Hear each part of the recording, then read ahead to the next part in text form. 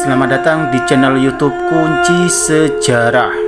Kali ini Kunci Sejarah akan membahas tentang tragedi Semanggi I, latar belakang, korban, dan upaya penyelesaian.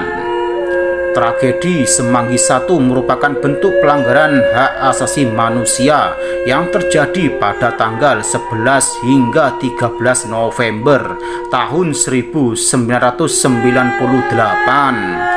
Tragedi Semanggi merujuk pada dua aksi protes masyarakat dan mahasiswa terhadap pelaksanaan dan agenda sidang istimewa MPR di awal pemerintahan Presiden B.J. Habibie.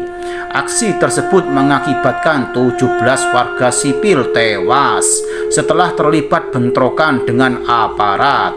Namun, hingga lebih dari 2 dekade kemudian, upaya penyelesaian kasus tragedi Semanggi I guna memberi keadilan bagi korban dan keluarganya belum juga menemui titik terang. Latar belakang tragedi Semanggi I. Pada tanggal 21 Mei tahun 1998, Soeharto mengumumkan pengunduran dirinya dari jabatan Presiden Republik Indonesia.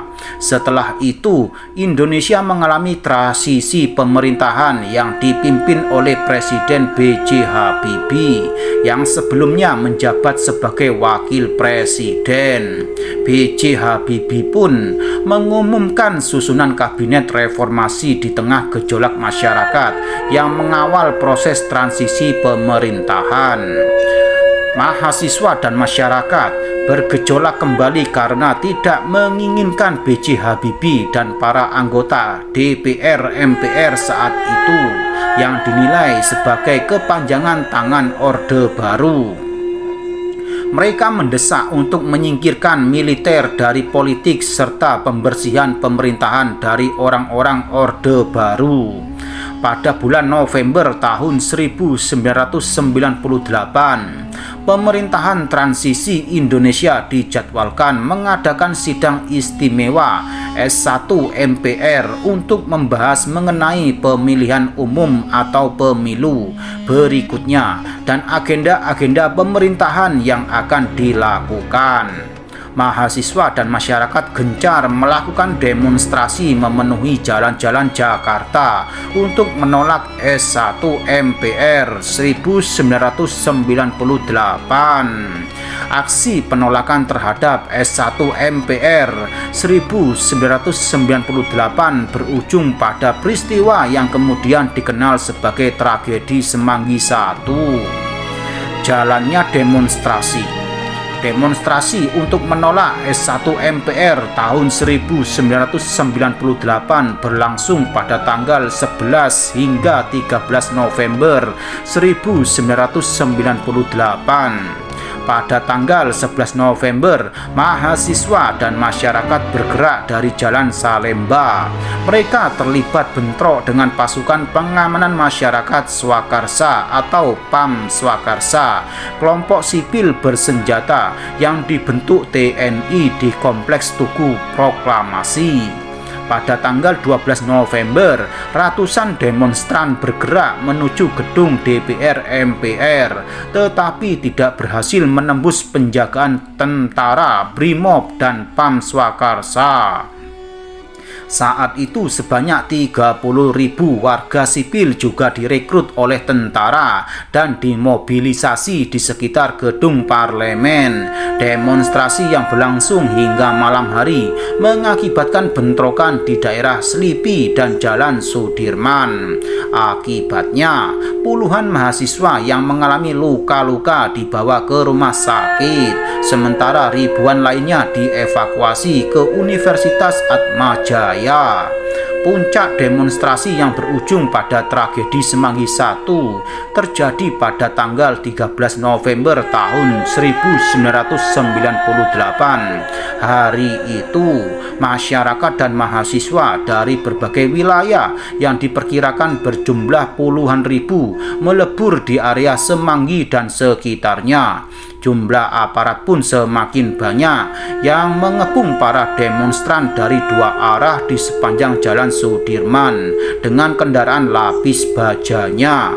Menjelang sore hari, kendaraan lapis baja bergerak untuk membubarkan massa yang membuat sebagian masyarakat melarikan diri. Namun, mahasiswa tetap bertahan. Banyak dari mereka yang duduk di jalan tetapi direspon dengan tembakan membabi buta oleh aparat yang mengakibatkan korban berjatuhan. Kerusuhan yang disertai tembakan aparat berlangsung sejak pukul 3 sore waktu Indonesia Barat hingga dini hari. Korban tragedi Semanggi 1. Tragedi Semanggi 1 mengakibatkan 17 warga sipil tewas setelah terlibat bentrokan dengan aparat. Dari data tim relawan untuk kemanusiaan, 17 korban tersebut terdiri dari 6 mahasiswa, 2 pelajar SMA, 2 anggota Polri, 1 Satpam, 4 anggota Pam Swakarsa, dan 3 warga sipil. Di samping itu, sebanyak 456 orang mengalami luka-luka yang sebagian besar akibat tembakan senjata api dan pukulan benda keras. Korban luka terdiri atas mahasiswa, pelajar, wartawan, aparat keamanan, dan warga sipil dari berbagai usia. Berikut daftar korban tragedi Semanggi 1 yang tewas selama demonstrasi. Yang pertama, Lukman Firdaus, salah seorang pelajar yang terluka pada 12 November malam akhirnya meninggal setelah beberapa hari menjalani perawatan. Yang kedua, Teddy Wardani Kusuma, mahasiswa Institut Teknologi Indonesia atau IT yang menjadi korban meninggal pertama akibat tembakan aparat pada tanggal 13 November.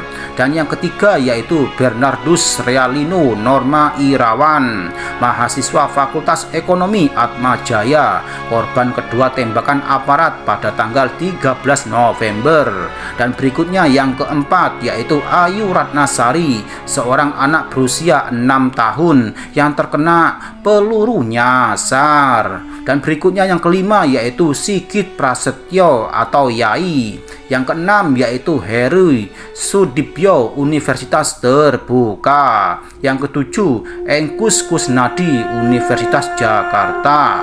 Yang kedelapan yaitu Muzamil Joko Universitas Indonesia. Yang kesembilan Uga Usmana. Yang kesepuluh Abdullah Donit. Yang ke-11 Agus Setiana. Yang ke-12 Budiono. Yang ke-13 Doni Effendi.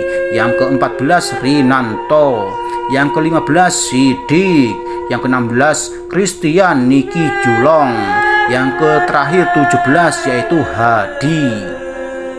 Upaya penyelesaian kasus Semanggi 1. Pada tahun 2001, Panitia Khusus atau Pansus DPR RI dalam rapat Badan Musyawarah DPR RI menyatakan peristiwa Semanggi 1 tidak termasuk pelanggaran HAM berat. Pernyataan itu menimbulkan kontroversi dan selama bertahun-tahun tragedi Semanggi 1 masih terus dituntut penyelesaiannya. Dalam forum rapat kerja DPR pada tanggal 16 Januari tahun 2020, Jaksa Agung Burhanuddin juga mengatakan peristiwa Semanggi 1 bukan merupakan pelanggaran hak asasi manusia berat sehingga kasus tidak perlu dilanjutkan. Berbeda dengan Menteri Koordinator Bidang Politik, Hukum, dan Keamanan Mahfud MD memastikan peristiwa Semanggi 1 dan 2 merupakan salah satu kasus pelanggaran hak asasi manusia berat yang menjadi fokus untuk diselesaikan pemerintah.